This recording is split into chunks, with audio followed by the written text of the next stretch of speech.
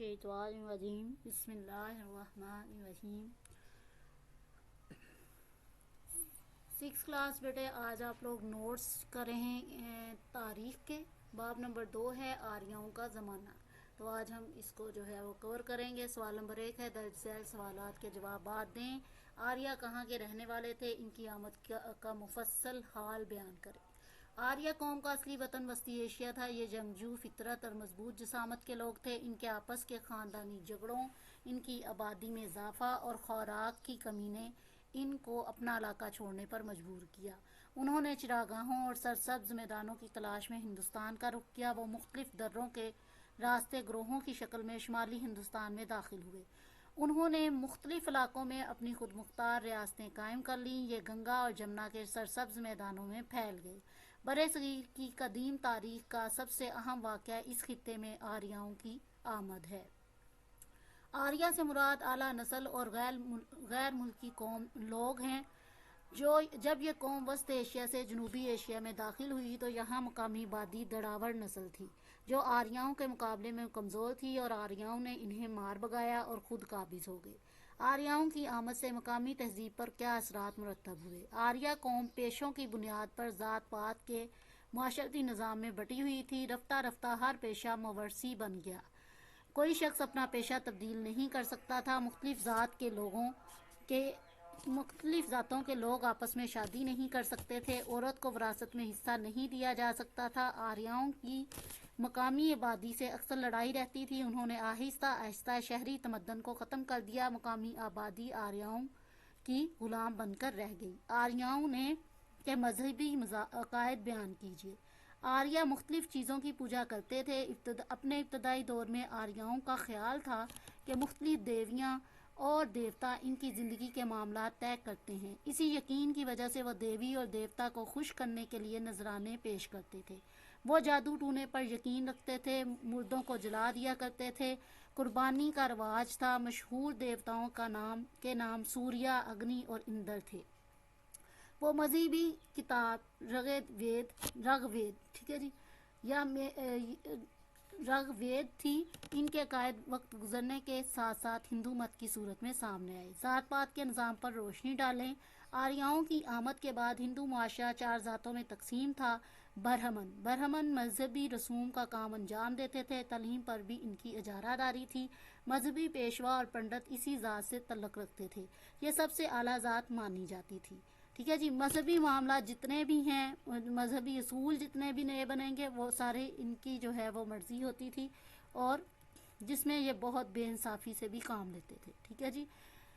امیروں کے لیے یہ الگ ان کی تعلیمات میں اصول تھے، اور غریبوں کے لیے جو ہے وہ الگ تھے، جس کی وجہ سے معاشرہ جو ہے وہ بہت بری طرح سے جکڑا ہوا تھا ایسے اصولوں میں، جس سے انسانیت کا جو ہے وہ بول بالا نہیں ہو پا رہا تھا۔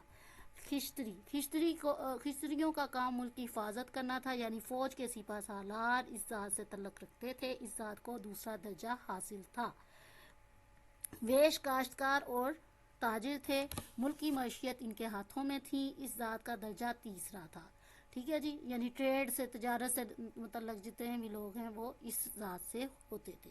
شودر سب سے چھوٹی ذات تھی، جس سے ادنا کام لیے جاتے تھے۔ شودر کو چھوت سمجھا جاتا تھا۔ ان کو اونچی ذاتوں سے دور رہنے پر مجبور کیا جاتا تھا۔ اونچی ذاتوں کے لوگوں کا خیال تھا کہ شودر کو چھونے، بلکہ ان کا سایہ پڑنے سے بھی ناپاک ہو جاتے ہیں۔ ٹھیک ہے جی۔ اس طرح سے یہ انتہائی ان کو درجہ جو ہے وہ کم ہے ان کا، اور بہت ذلیل ترین جو ہے ذات ان کو مانا جاتا تھا، کہ بالکل جیسے ایک جو ہے ناپاک جانور سے ہم جو ہے وہ دور رہتے ہیں، ویسے اعلیٰ ذات کے لوگ ان انسانوں سے دور رہتے تھے۔ سکندر اعظم اور راجہ پورس کے درمیان جنگ کا حال بیان کریں۔ سکندر یونان میں 356 قبل مسیح میں پیدا ہوا۔ اس نے دولت پر قبضہ جمانے اور دنیا کو فتح کرنے کے لیے ہندوستان کا رخ کیا۔ ہندوستان پر یہ پہلا یورپی حملہ تھا۔ سکندر اعظم 327 قبل مسیح میں وسطی ایشیا سے ایران، کابل، افغانستان اور سرحدی علاقوں کو فتح کرتا ہوا 326 قبل مسیح میں دریائے سندھ عبور کر کے ٹیکسلا کی طرف بڑھا۔ ٹیکسلا کے راجہ نے سکندر کا استقبال بڑی گرمجوشی سے کیا اور کئی قیمتی تحائف بھی پیش کیا۔ اس سے سکندر بہت خوش ہوا۔ ٹیکسلا کے قیام کے بعد سکندر جہلم کی طرف بڑھنے لگا تاکہ راجہ پورس پر حملہ کر سکے۔ راجہ پورس ایک بہادر انسان تھا جس نے استقبال کرنے کی بجائے مقابلے کو ترجیح دی۔ لڑائی شروع ہوئی تو سکندر نے پورس کے ہاتھیوں پر تیروں کی بارش کر دی۔ اس سے پورس کی فوج درہم برہم ہو گئی۔ راجہ پورس آخری دم تک لڑتا رہا لیکن شکست کھائی۔ سکندر نے جنگ جیت لی تھی لیکن پورس کی بہادری نے اسے بہت متاثر کیا۔ جب راجہ پورس کو سکندر کے سامنے پیش کیا گیا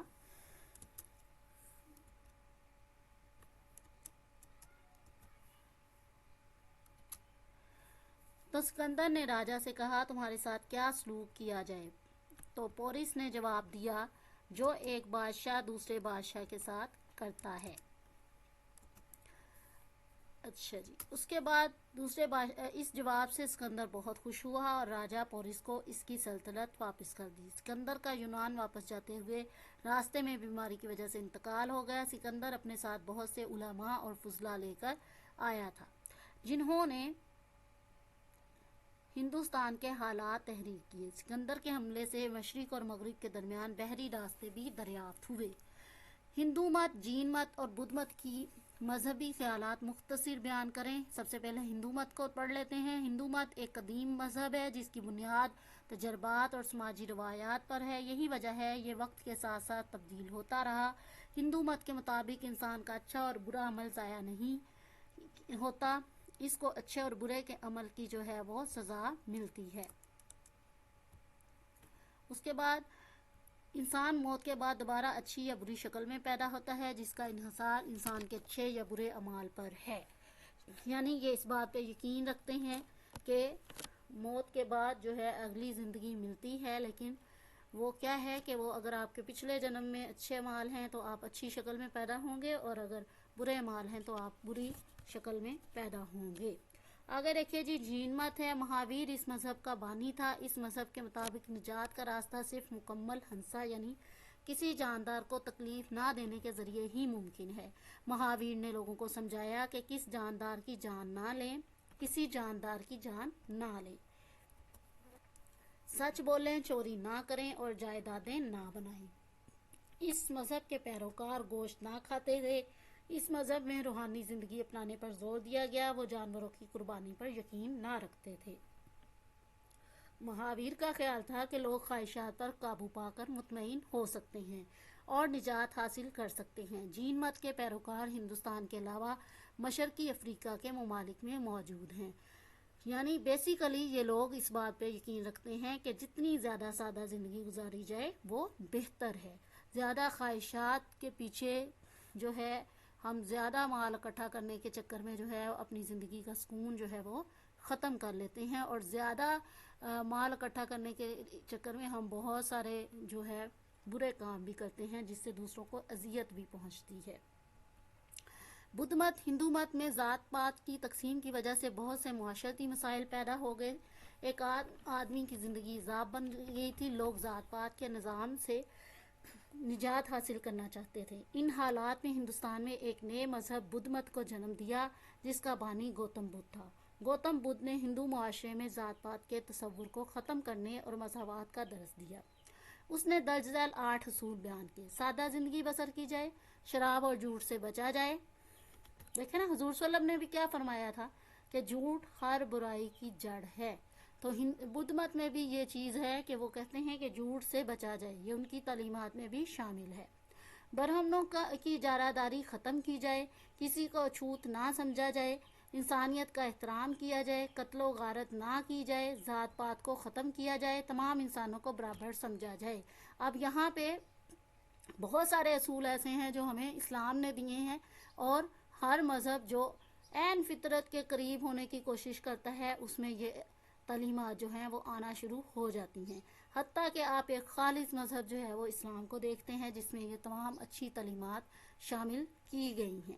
ٹھیک ہے جی، تو کوئی بھی جو مذہب ہے جو امن کا مذہب ہے، امن کے لیے کوشش کرتا ہے، اس میں جو ہے وہ انسان کو تکلیف دینے کا جو ہے وہ سوچا بھی نہیں گیا۔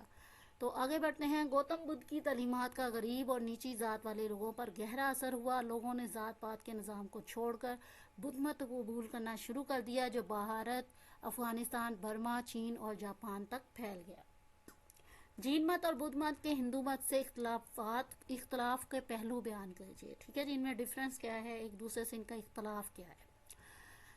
ہندو مت، اب دیکھیں یہ وہ مذہب ہے جو جتنی قومیں آتی گئیں وہ یا تو ہندو مت مذہب کو اپناتی گئیں یا ان کا بھی کچھ مذہبی رسومات جو ہیں وہ ہندوؤں نے اپنا لیں، اور اس طرح سے وہ جو ہے وہ ایک نیا ہندو مت کا احیاء ہوتا چلا گیا. ٹھیک ہے، ہر بار ہندو مت مذہب جو ہے وہ بدلتا رہا، مختلف لوگوں جو فاتح بن کے یہاں پہ آئے اور ان کی رسومات جو ہیں ہندوؤں نے اپنائی، تو اس طرح ہندو مت جو ہے وہ بدلتا رہا مسلسل. تو اس کا دیکھیں جی، ہندو مت ذات پات پر یقین رکھتا ہے، بدھ مت اور جین مت ذات پات کی تقسیم کے خلاف ہیں. ٹھیک ہے جی، ہندو مت میں اشنان یعنی غسل کے بعد گناہ ختم ہو جاتے ہیں. ٹھیک ہے، بدھ مت اور جین مت میں گناہوں سے بچنے کی تلقین کی گئی ہے. ہندو مت میں دنیاوی زندگی پر زور دیا جاتا ہے، بدھ مت اور جین مت میں روحانی زندگی پر زور دیا جاتا ہے. اگر آپ یہاں دونوں کو کمپیئر کرتے ہوئے دیکھیں تو اسلام کیا جو ہے ہمیں تعلیم دیتا ہے کہ ہمیں معتدل رہنا ہے، درمیانہ راستہ جو ہے وہ اختیار کرنا ہے. نہ ہم نے بہت زیادہ روحانی زندگی کی طرف جو ہے مائل ہو جانا ہے اور نہ زیادہ دنیاوی زندگی کی طرف مائل ہو جانا ہے. دنیاوی ذمہ داریاں بھی پوری کرنی ہیں جو اللہ نے ہم پہ ڈالی ہیں، اور اپنی روحانی جو ہے اس کی جو ترقی ہے اس پہ بھی جو ہے وہ زور دینا ہے کہ روحانی طور پہ بھی ہم ترقی کریں.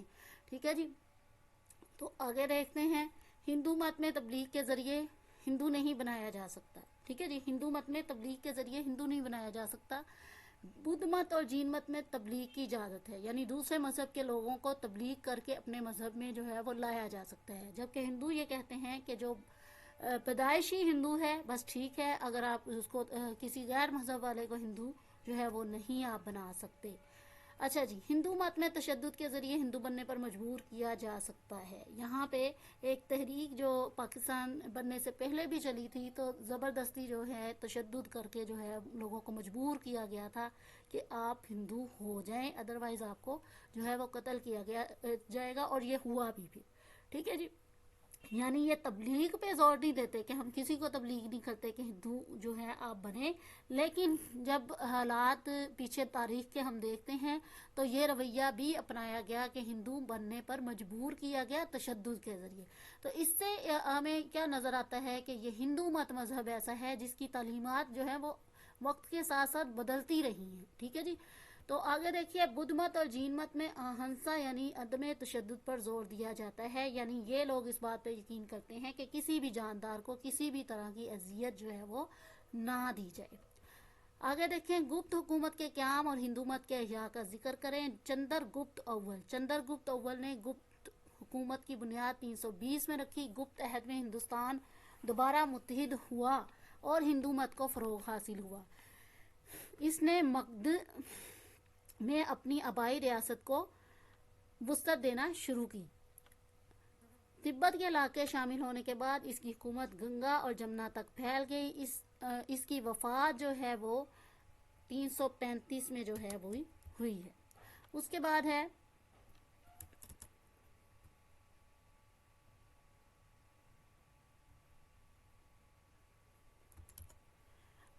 سمندر گپت. یہ چندر گپت اول کا بیٹا تھا. بادشاہ بننے کے بعد اس نے عوام کو آزاد کر دیا. وہ اپنی آمدنی میں سے حکومت کو حصہ دینے کے پابند نہیں ہیں. اس عہد میں فن موسیقی ثقافت اپنے عروج پر تھے. شہر میں خوبصورت باغ، حمام اور تالاب موجود تھے. ملک بھر میں سرائیں تعمیر کرائی گئیں. اس نے بہت سے علاقے فتح کیے اور 40 سال حکومت کی. چندر گپت ثانی. یہ چندر گپت کا بیٹا تھا. اس نے بادشاہ بننے کے بعد بنگال کے راجاؤں کو شکست دی. اس نے مالو، گجرات اور کاٹھیا واڑ کے علاقوں کو اپنی حکومت میں شامل کیا. اس عہد میں سخت قوانین بنائے گئے تاکہ حکومت مضبوط ہو. اس عہد میں آرٹ نے خوب ترقی کی. اس نے 38 سال تک حکومت کی. اب یہاں دیکھ لیں، یہ ایسا دور ہے برِ صغیر کا جہاں پہ تعلیم، ٹیکنالوجی، سائنس کی طرف کوئی توجہ جو ہے وہ نہیں دی جا رہی. ہاں، فن اگر شامل ہے تو موسیقی ہے، ثقافت ہے. ٹھیک ہے جی، اگر دیکھیے. گپت حکومت میں ہندو مت کا احیاء. گپت عہد اصل میں ہندو مت کے احیاء کا دور تھا۔ گپت عہد اصل میں ہندو مت کے احیاء کا دور تھا۔ ہندو مت کو زبردست عروج حاصل ہوا، بہت سے مندر تعمیر ہوئے، سنسکرت زبان کو ترقی دی گئی، ہندو پیشواؤں نے مذہب کو نئے سرے سے پرکشش بنانے کی کوششیں شروع کر دیں۔ آج کا ہندو مت اسی شکل میں موجود ہے، یعنی حالات کے مطابق انہوں نے مذہب کو جو ہے وہ بدلا، اس میں تعلیمات میں جو ہے وہ چینجز لائے، اور اس طرح سے آج جو ہندو مت ہے اس کی شکل جو ہے وہ بالکل بدل چکی ہے۔ جو اس دور میں جو ہے وہ ہندو مت تھا، آج کا ہندو مت اسی شکل میں موجود ہے، لیکن ابھی بھی اس میں چینجز جو ہیں وہ ہو رہی ہیں، اور وقت کے ساتھ اس میں چینجز آتی رہتی ہیں۔ گپت خاندان کے آخری حکمران چندر گپت کے بعد اس کے بیٹے کمار گپت نے 42 سال حکومت کی۔ پھر کمار گپت کے بیٹے سکندر گپت کے دور میں ہن قوم نے حملے شروع کر دیے۔ ٹھیک ہے جی، اس طرح گپت سلطنت کا جو ہے وہ خاتمہ ہو گیا۔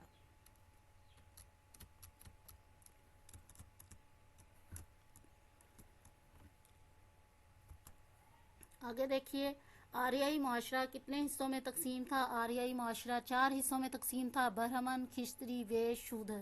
گوتم بدھ کون تھا؟ گوتم بدھ بدھ مت مذہب کا بانی تھا۔ جین مت کا بانی کون تھا؟ جین مت کا بانی مہاویر تھا۔ چندر گپت موریہ کا تعلق کس خاندان سے تھا؟ چندر گپت موریہ کا تعلق کھشتری خاندان سے تھا۔ سمندر گپت کون تھا؟ سمندر گپت چندر گپت موریہ کا بیٹا تھا، جو کہ گپت سلطنت کا ولی، عظیم، فاتح اور مدبر انسان تھا۔ سوال نمبر 2 ہے، کالم ملائیں۔ آریاؤں کا وطن تھا، اس کو آپ نے ملا دینا ہے، وسط ایشیا تھا۔ آریائی لوگ کیا کرتے تھے؟ مختلف قبائل میں تقسیم تھے۔ آریائی مظاہرے فطرت کی پوجا کرتے تھے۔ مہاویر جین مت کا بانی تھا۔ گپت عہد میں ہندو مت کا احیاء ہوا۔ اس طرح سے اس کو آپ نے ملا دینا ہے۔ میں آپ کو کلرز جو ہیں وہ یہاں پہ کر دیتی ہوں۔ چلیے، جیسے ہم نے اس والے کو یہ کلر دیا، اور اس کے ساتھ ہی سیم کلر یہاں پہ بھی ہم اپلائی کر دیں گے، تاکہ سیم کلر جو ہے وہ ہو جائے۔ ٹھیک ہے جی، آریائی لوگ، اس کو بھی ایک کلر چوز کر لیتے ہیں ہم۔ چلیے، میں نے یہاں سے اگلا کلر جو ہے وہ چوز کر لیا، اور یہی سیم کلر ہم یہاں پہ کر دیتے ہیں، تاکہ پتہ چل جائے کہ اس کالم کو، کہ اس پارٹ کو اس سے ملانا ہے۔ اگلا کلر لے لیتے ہیں،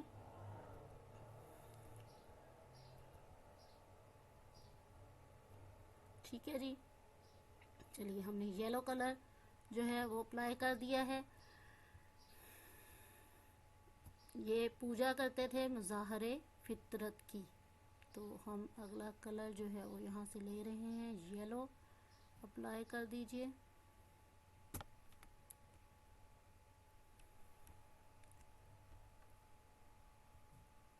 اوکے، اس میں بھی یلو کلر اپلائی کر دیتے ہیں۔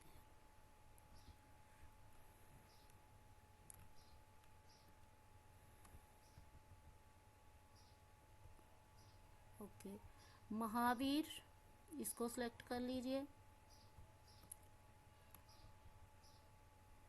اور سلیکٹ کرنے کے بعد اس میں ایک کلر لے لیتے ہیں۔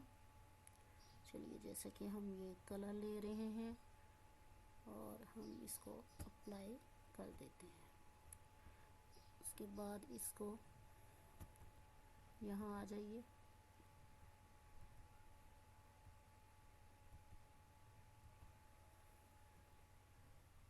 اوکے، اور گرین کلر اپلائی کر دیجیے۔ گپت عہد، اس کو سلیکٹ کر لیتے ہیں۔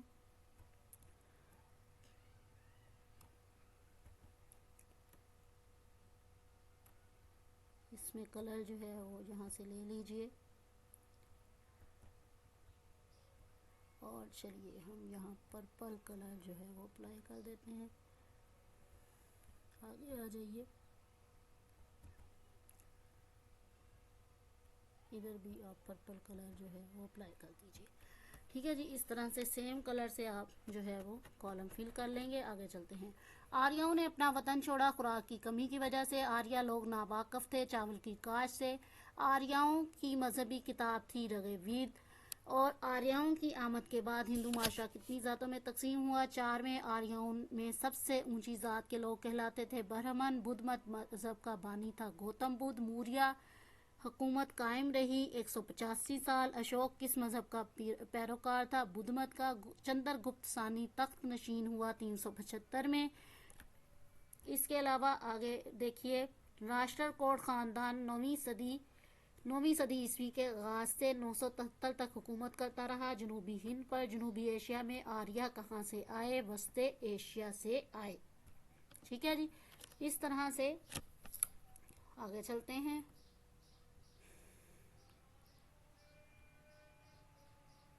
ہاں جی، یہاں ہمارے پاس ہے جنوبی ایشیا میں آریہ کہاں سے آئے؟ وسط ایشیا سے۔ آریاؤں نے جنوبی ایشیا میں آ کر کس کو شکست دی؟ دراوڑوں کو۔ اشوک جنگ کے بعد کس مذہب کا پیروکار بن گیا؟ بدھ مت کا۔ بدھ مت کی تعلیمات میں واضح طور پر کس بات کا ذکر ہے؟ مساوات کا۔ مہاویر کون تھا؟ جین مت کا بانی تھا۔ ٹھیک ہے جی، یہاں پہ آپ کا بانی لکھ لیں، جین مت کا بانی تھا۔ ٹھیک ہے جی، کنٹرول ایس۔ اوکے جی، یہاں پہ آپ کا یہ مکمل ہو گیا سبق۔ انشاءاللہ اگلی ویڈیو میں اگلے لیسن کے ساتھ آؤں گی۔ اجازت دیجیے، اللہ